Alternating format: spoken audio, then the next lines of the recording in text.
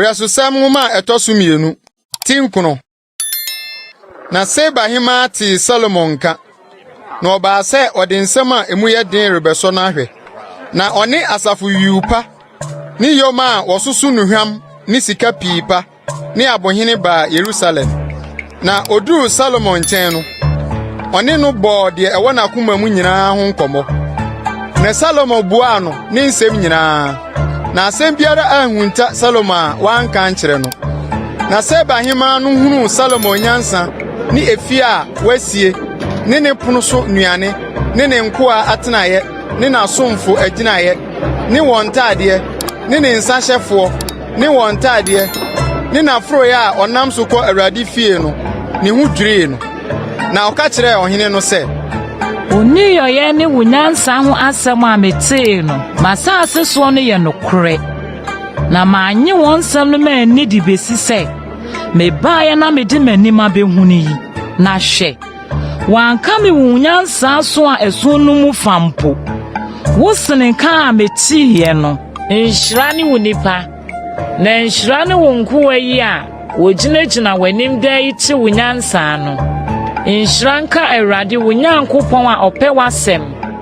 na wɔde watena n'adwa so sɛ di hene ma Awurade wo Nyankopɔn sɛ wo Nyankopɔn do Israel sɛ ɔde ne betim hɔ de akosi daa enti na wɔde wo asi wɔn so hene sɛ yɛ atemmudeɛ ne teneneedeɛ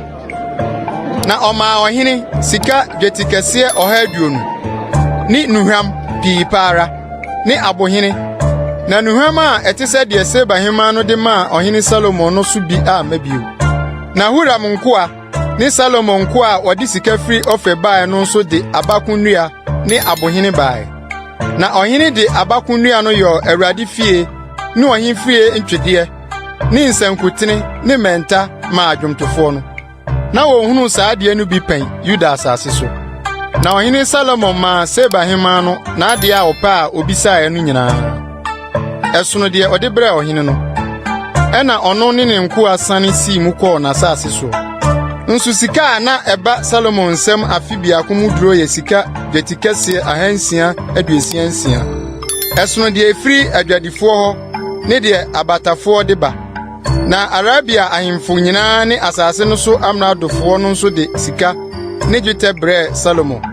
na ɔhene Solomon de sika a waborɔ yɔ akyɛm akɛse 200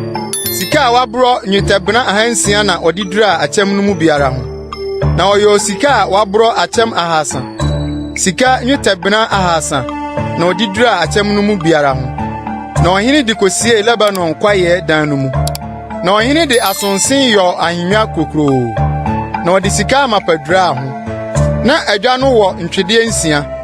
na sika ntiasoɔ wɔ adwa no ho a wabobɔ mu